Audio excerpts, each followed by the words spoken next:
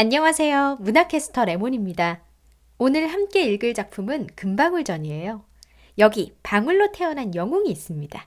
주인공 금령은 기이한 능력으로 어려움을 극복하고 해룡과 결혼해서 부귀영화를 누리게 되지요. 기이한 출생에 고난과 역경, 행복한 결말까지 완벽한 영웅 소설 구조예요. 금방울전을 읽다 보면 작품 속의 작품을 발견하는 재미가 있는데요. 동그란 방울이었던 금령이 껍데기를 벗고 아름다운 여인이 되는 장면에서는 김원전이 떠오르고요. 지하국에서 해룡이 요괴를 죽이는 장면에서는 지하국 대적 퇴치 설화가 생각나지요. 이처럼 사람들에게 익숙한 화소가 많은 작품이라 오랜 세월 동안 독자의 공감을 이끌어낼 수 있었던 것 같습니다.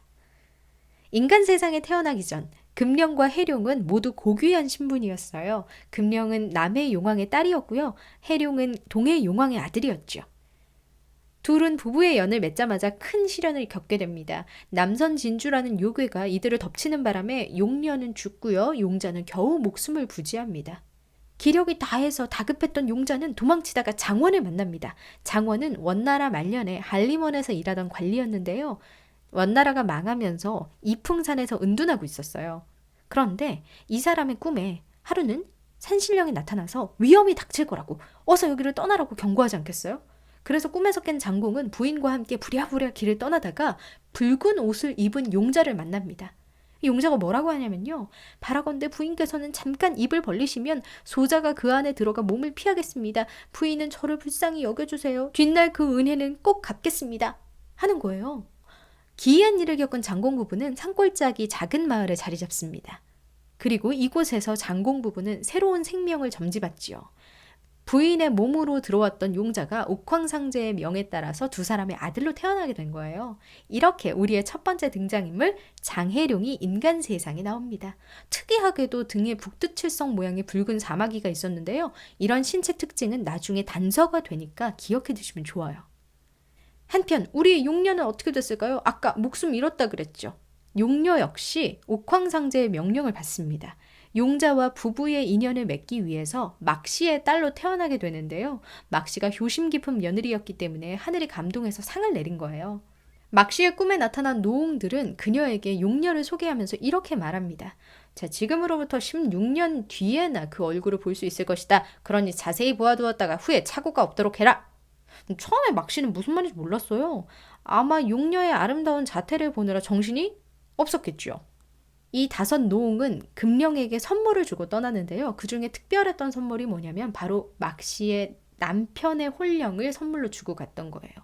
남편이 없는 막씨가 아이를 낳으면 사람들에게 손가락질을 당하겠죠. 아버지가 누군지 모르니까요.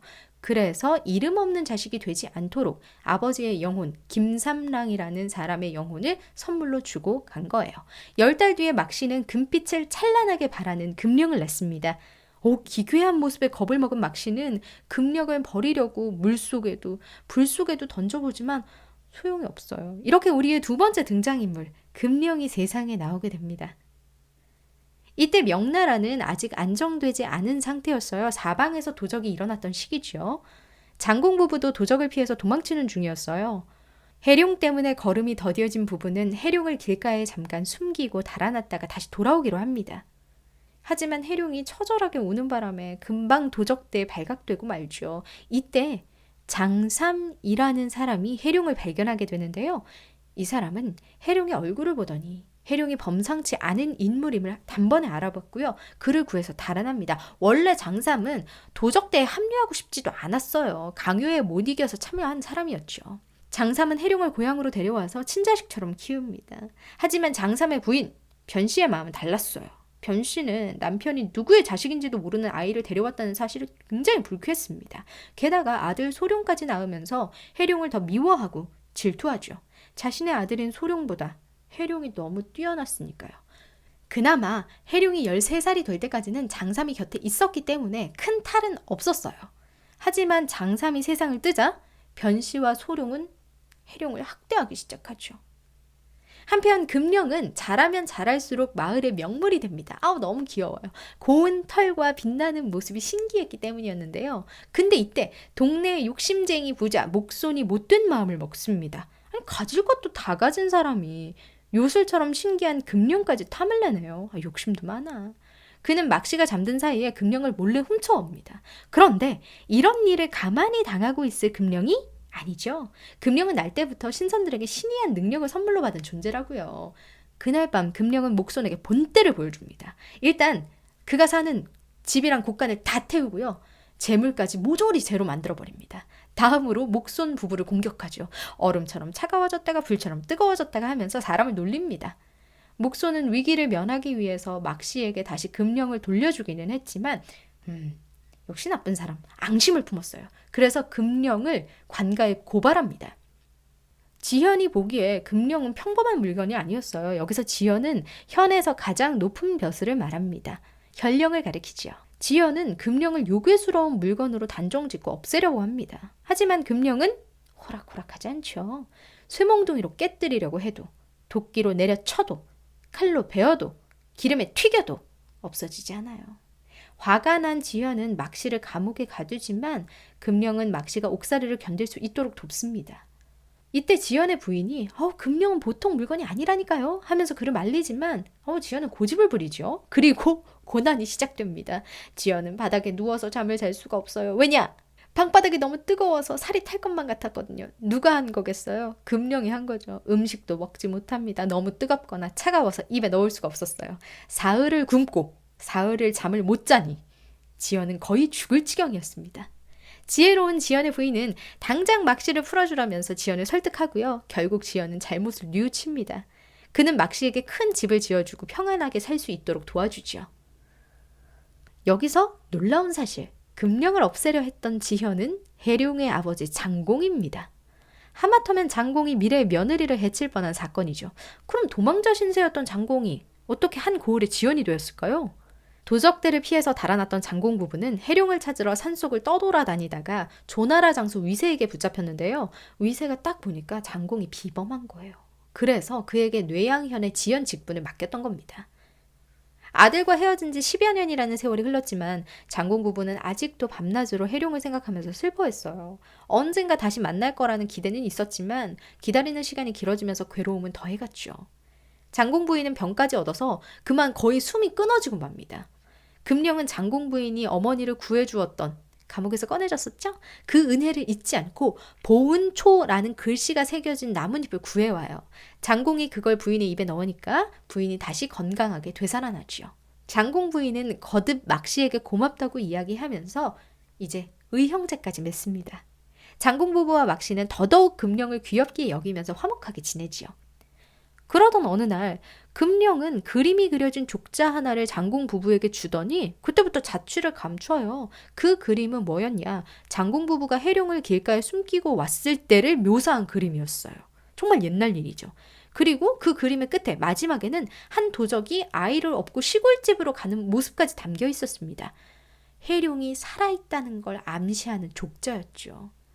근데요, 장공 부부의 시름은 조금도 덜어지지를 않아요. 왜냐, 해룡이 살아있을 가능성은 있었지만 어디에 있는지도 모르고요. 게다가 금령까지 온데간데 없이 사라졌기 때문이죠. 그럼 금령은 뭘 하고 있었냐? 되게 바빴어요. 해룡을 구하러 가야 했으니까요. 제가 아까 말씀드렸죠. 해룡이 변씨에게 학대당하고 있다고요. 변씨는 해룡을 마치 머슴처럼 부려먹는 중이었어요. 밭갈기, 논매기, 소 여물 먹이기, 김 매기. 쉴 시간도 주지 않고요. 먹을 것도 제대로 주지 않죠. 금령은 추위에 떠는 해룡에게 따뜻한 기운을 주고요. 하던 일도 도와주어서 빨리 끝낼 수 있도록 합니다. 그러니까 변씨가 더 불안해지죠. 그래서 어떻게 하냐면요. 호랑이가 자주 나오는 고개에 해룡을 보내버립니다. 한꺼번에 호랑이가 2마리나 나왔어요. 그런데 여기서도 금령이 해룡을 지킵니다. 금령은 빠르게 굴러서 연속으로 호랑이를 탕탕 하고 들이받아요. 마치 볼링공처럼요. 그리고 아무 일도 없었다는 듯이 밭도 싹 갈아놓죠. 이 정도 했으면 정신을 차려야 되는데 변씨 모자는 또 흉악한 일을 저지릅니다. 소룡이 밖에서 사람을 죽이고 오거든요. 근데 이 살인죄를 해룡에게 덮어 씌운 거예요. 해룡은 누명이라는 걸 다 알면서도 장삼에게 받은 은혜를 생각해서 순순히 살인죄를 인정합니다. 답답해. 관가에 잡혀간 해룡은 드디어 친아버지를 다시 만나요. 왜요? 뇌양현의 지현이 누구였죠? 해룡의 아버지잖아요. 친아버지. 살인죄를 신문하던 지연이 바로 장공입니다. 물론 아직은 서로 눈치채진 못해요. 근데 해룡이라는 이름이 되게 흔했나 봐요. 해룡이라는 이름인 줄 알면서도 알아보질 못하거든요. 그리고 해룡이 감옥에 들어온 뒤부터 장공은 기이한 일에 시달려요. 이때 장공에게는 늦둥이 아들이 있었어요. 겨우 3살이었거든요. 그런데 해룡이 곤장을 맞을 때마다 아기가 막 울면서 까무러치는 거예요. 그리고 한밤중에 자꾸만 사라져서 감옥으로 가요. 해룡이 거기 있으니까요. 아기가 해룡을 잘 따르고 또 곁을 떠나지 않으려 하자 장공은 해룡을 관가의 별채에 살게 하고 아이를 맡깁니다. 죄짓고는 못 사는 모양이죠? 변씨는 해룡이 귀한 대접을 받으면서 관가에 산다는 이야기를 듣고 혹시나 진실이 밝혀질까봐 불안에 떱니다. 변씨는 해룡을 집으로 유인하고 집을 불태워버리죠. 해룡은 금령 덕분에 간신히 목숨을 구하지만 자신의 신세를 한탄하면서 변씨의 집을 떠납니다. 해룡은 금령이 인도하는 길을 따라서 정처 없이 걸어요. 그런데 갑자기 금털이 돋은 괴이한 짐승이 튀어나오더니 해룡을 막 공격합니다. 금령이 해룡을 구하려고 하니까 짐승이 갑자기 머리 9개 달린 괴물로 슉 하고 변하더니 금령을 집어삼키고 골짜기 속으로 도망가 버려요. 이때 얼이 빠진 해룡을 다그치는 건 하늘의 목소리였습니다. 그대는 어찌 금령을 구하지 않고 방황하는가? 어서 금령을 구하라. 해룡은 골짜기 속으로 막 들어가서 한참을 기어갑니다. 긴 어둠을 지나니까 갑자기 해가 빛나고 아름다운 곳이 나와요. 거기가 바로 아까 그 요괴가 살던 공간이었어요. 금선수부, 금빛 신선이 사는 수도였죠. 아까 보았던 짐승은 이곳에 사는 금돼지였는데요. 그는 변신술도 뛰어나고 신통력도 좋아서 당할 자가 없었습니다. 게다가 6년 전에는 태조 고황자의 외동딸 금선공주를 납치해서 이곳에 가둬뒀죠. 해룡은 가만히 귀를 기울이다가 모습을 드러내고 사람들에게 도움을 청합니다. 그대들은 놀라지 마시오. 나는 악귀를 없애려고 여기에 들어온 사람입니다. 악귀가 있는 곳을 알려주세요. 이때 금령을 삼킨 요괴는 어떻게 됐을까요? 피를 토하고 신음하면서 막 쓰러져 있습니다. 그렇죠. 금령이 가만히 있었겠어요. 해룡은 금성공주에게 칼을 받아서 요괴의 가슴을 가르고 금령을 구합니다. 요괴를 없앤 해룡은 지상으로 올라가서 군대를 이끌고 예를 지켜서 금성공주를 구출하지요. 덕분에 해룡은 금성공주와 결혼해서 장부마로 불리며 황제의 신임을 얻습니다. 아직 해룡의 영웅담은 끝나지 않았어요. 지하국에서 요괴를 물리치고 왔더니 지상에서는 북흉노가 기승을 부리고 있었죠. 북흉노는 원나라를 구하기 위해 100만 대병을 모아 명나라에 쳐들어옵니다. 장원수는 진북 대장군 겸 수군 도독이 되어서 정벌작전을 펴니다. 원수와 북흉노의 장수 호각은 1대1로 붙어서 합을 겨루지만요. 승부를 내지 못해요. 이때 호각이 꾀를 써가지고 산골짜기로 원수를 유인해서 불을 지르거든요. 정말 죽을 위기에 처했었어요. 누가 살려줬겠어요? 금령이 또 달려와서 불을 꺼줍니다.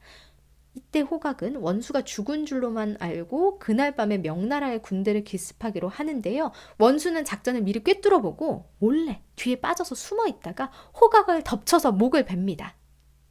전쟁의 공으로 원수는 이제 벼슬을 받고 장승상으로 불리게 되지요. 전쟁에서 돌아온 해룡에게 황후가 어떤 물건을 건네요. 그게 뭐냐면요. 간밤에 금령이 놓고 간 족자래요. 그 족자에는 장공 부부가 받았던 족자와 똑같은 그림이 그려져 있었어요. 어린아이가 전쟁 중에 부모를 잃는 모습이었죠. 아무리 벼슬이 높아지고 아무리 이름을 널리 떨쳐도 해룡의 마음 한구석은 뻥 뚫린 것처럼 허했을 거예요. 부모님은 많이 그리웠겠죠. 한편 바쁘게 떠돌아다니던 금령은 드디어 집으로 돌아옵니다. 장공 부부와 막씨는 오랜만에 돌아온 금령을 껴안고 막 좋아서 어쩔 줄 모르죠. 그날 밤 장공 부인과 막씨의 꿈에 선권이 나타나서 이런 말을 전해요. 자, 이제 두 사람 다 애군이 끝났으니 머지않아 그대의 자녀들을 만나게 될 것이다. 해룡이 이 길로 지나갈 것이니 때를 잃지 말라. 그대는, 여기서 그대는 막씨예요. 그대는 아마 여자아이의 얼굴을 보면 자연 알게 되리라. 꿈속에서 선관이 금령을 어루만지더니 갑자기 동그란 방울의 모습이 뿅 하고 선녀의 모습으로 바뀝니다. 꿈은 여기서 끝나죠. 그런데 막씨의 눈앞에 꿈속에 보았던 선녀가 진짜 다소곳이 앉아있는 거예요. 드디어 금령이 16년 만에 인간이 된 거죠. 금령은 방울일 때의 일을 전혀 기억하지 못하지만 막씨를 자신의 어머니로 깍듯하게 모십니다. 이번에는 장공 부인이 해룡을 만날 차례죠. 해룡은 이때 위왕의 자리에 안주하지 않고요. 스스로 청해서 순무도찰 어사가 됩니다. 여기서 순무도찰 어사가 뭐냐면요. 지방에서 난이나 재해가 일어났을 때 인심을 진정시키는 일을 하는 사람이에요. 여러 고을을 돌아다니던 어사는 드디어 장공 부부가 있는 뇌양현을 지나게 되는데요. 그날 밤 어사는 꿈에 나타난 노인의 말에 잠을 설칩니다. 부모도 찾지 않는 죄인이 되려느냐 하고 꾸중을 받았죠. 중간에 잠이 깬 어사는 관가에 딸린 객사에서 나오다가 우연히 지연을 만나요. 그리고 벽에 걸린 족자를 발견하죠. 자기가 가지고 있는 족자랑 똑같은 족자예요. 둘 다 금령이 가져다 준 족자라는 것도 기이한 일이었죠. 이제 장공은 조심스럽게 말합니다. 내 아이는 등에 북두칠성처럼 생긴 사마귀가 7개 있소. 이것으로 그대가 내 아들인지 아닌지 알 수 있을 것이요. 어사는 이 말을 듣자마자 지연이 자신의 아버지임을 깨닫습니다. 드디어 만났어요. 어사는 이 모든 사실을 황제에게 편지를 전하죠. 편지의 내용을 들은 금성공주는 금령의 공을 생각해서 은혜를 갚아야 한다고 주장합니다. 이에 황후는 금령을 양녀로 삼아서 금령공주로 받아들이기로 하고요. 해룡과 부부의 연을 맺을 수 있도록 돕죠. 위왕과 금성공주 그리고 금령공주는 행복하게 남은 생을 살다가 신선의 구름을 타고 승천하면서 이야기는 마무리됩니다. 어떠셨어요? 중간중간 들으시면서 이건 지하국 대적 퇴치의 내용인데 이건 김원전의 내용인데 하면서 이야기를 발견하는 재미가 있었죠? 작자 미상의 작품 금방울전 여기까지였고요. 지금까지 문화캐스터 레몬이었습니다.